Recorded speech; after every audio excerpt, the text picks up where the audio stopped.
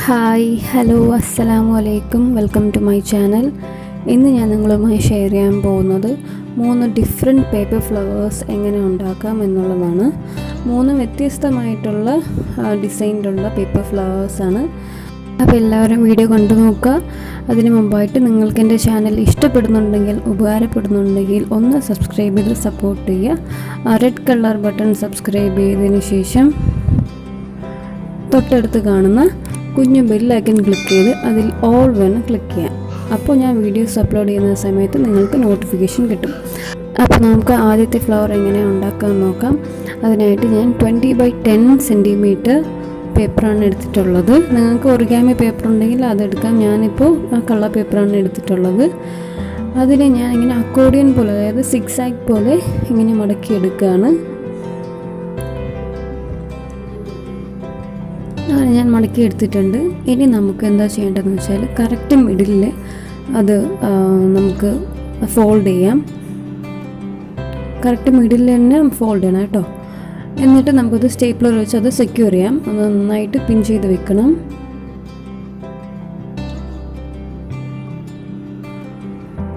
കണ്ടോ, ഇപ്പോൾ ഞാൻ നന്നായിട്ട് പിൻ ചെയ്ത് വെച്ചിട്ടുണ്ട്.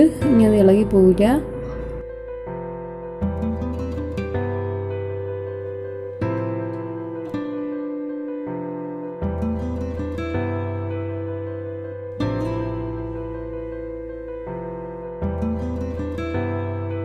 ഇനി നമുക്ക് ചെയ്യേണ്ടത് പെൻസിൽ കൊണ്ട് 2 സൈഡും ഒരു കേവ് ഇങ്ങനെ വരയ്ക്കണം. കണ്ടില്ലേ ഞാൻ വരയ്ക്കുന്നത്? അതേപോലെ വരയ്ക്കണം. അത് കട്ട് ചെയ്ത് കളയാനുള്ള ഭാഗമാണ്.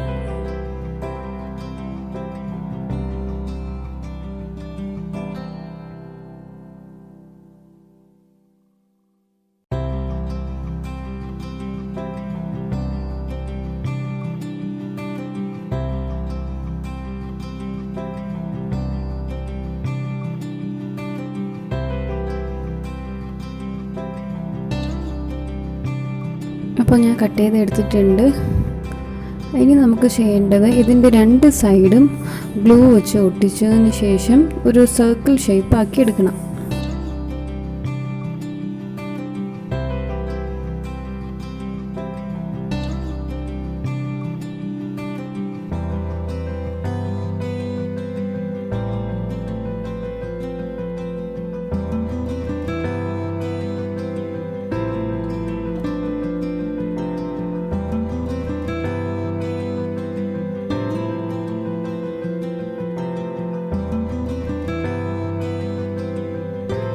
അപ്പോൾ ഞാനത് നന്നായിട്ട് ഒട്ടിച്ചിട്ടുണ്ട്.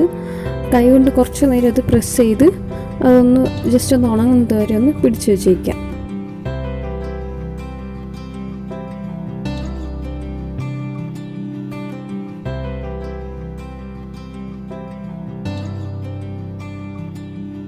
അപ്പോൾ ഇത് നന്നായിട്ട് ഉണങ്ങിയിട്ടുണ്ട്. ഞാൻ കുറച്ചുകൂടി ഭംഗിക്ക് വേണ്ടിയിട്ട് ഞാനൊരു മുത്ത് ഒട്ടിച്ച് വയ്ക്കുന്നുണ്ട്. ഒട്ടും നിർബന്ധമില്ല. ഞാൻ ഫോട്ടോയുടെ ഒരു ഭംഗിക്ക് വേണ്ടിയിട്ടാണ് ഞാൻ മുത്തൊട്ടിച്ച് വെക്കുന്നത്.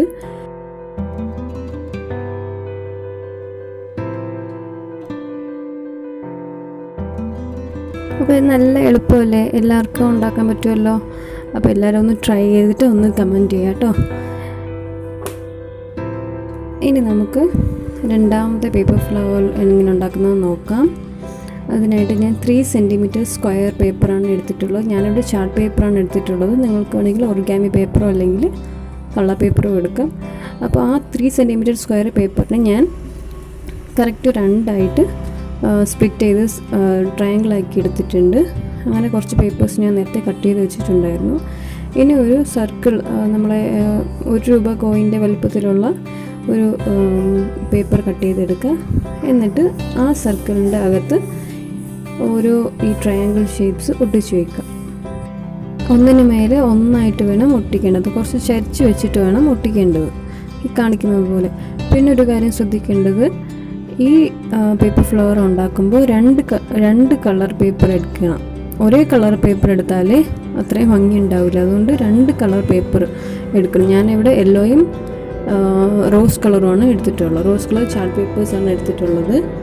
അങ്ങനെ എല്ലാതും ഒട്ടിച്ചെടുക്കാം. അങ്ങനെ എല്ലാം ഒട്ടിച്ച് വെച്ചതിന് ശേഷം നേരത്തെ ചെയ്തതുപോലെ തന്നെ ഞാനൊരു മുത്തൊട്ടിച്ച് വയ്ക്കുന്നുണ്ട്. അപ്പോൾ അതോടായാൽ നമ്മളുടെ രണ്ടാമത്തെ പേപ്പർ ഫ്ലവറും റെഡി ആയിട്ടുണ്ട്. അപ്പോൾ ഇതും വളരെ എളുപ്പമല്ലേ? അപ്പോൾ എല്ലാവരും ഒന്ന് ട്രൈ ചെയ്ത് നോക്കുക. ഇനി നമുക്ക് മൂന്നാമത്തെ അവസാനത്തെ പേപ്പർ ഫ്ലവർ എങ്ങനെ ഉണ്ടാക്കേണ്ടതെന്ന് നോക്കാം. അതിനായിട്ട് ഞാൻ എടുത്തിട്ടുള്ളത് 8 സെൻറ്റിമീറ്റർ ഡയമീറ്ററുള്ള 8 സെൻറ്റിമീറ്റർ ഡയമീറ്ററുള്ള സർക്കിളാണ് എടുത്തിട്ടുള്ളത്. ഇതും ചാർട്ട് പേപ്പർ തന്നെയാണ് എടുത്തിട്ടുള്ളത്. എന്നിട്ട് അതിനെ സെമി സർക്കിളായിട്ട് പകുതി ആയിട്ട് ഇങ്ങനെ മടക്കി വയ്ക്കുക. കണ്ടില്ലേ? അങ്ങനെ നമുക്ക് ഒരു 10 പേപ്പർ ഇങ്ങനെ വേണം. അങ്ങനെ ഓരോന്നായിട്ട് ഇങ്ങനെ മടക്കി വയ്ക്കാം.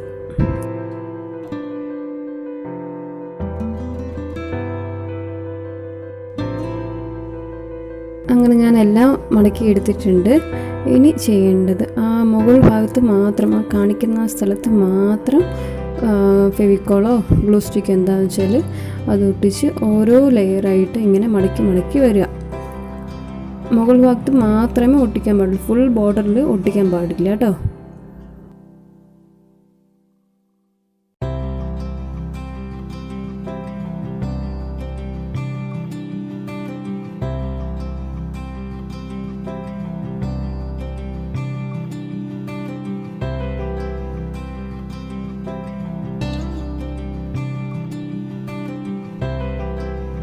അങ്ങനെ ഞാൻ എല്ലാം ഒട്ടിച്ചെടുത്തിട്ടുണ്ട്. എന്തെങ്കിലും ഇനി ഇത് ചരിഞ്ഞിരിപ്പുണ്ടെങ്കിൽ അതൊന്ന് ലെവലാക്കി കൊടുക്കുക.